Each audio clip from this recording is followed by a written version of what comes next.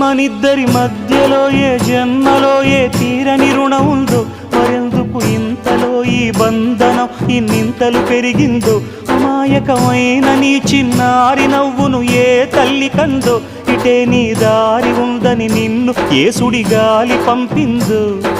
పాపం పుణ్యం దేవుడికెరుక, పేదకు దొరికిన బంగారు కణిక, పాలు వెన్నాలేవని అనక ప్రేమను తాగి పెరగవెసిలక. వలేసే పాడు లోకం కంటపడక ఉండు నాయనక, ఇలా నా గుండెలోనే గువ్వల కొలు ఉండిపోయింక.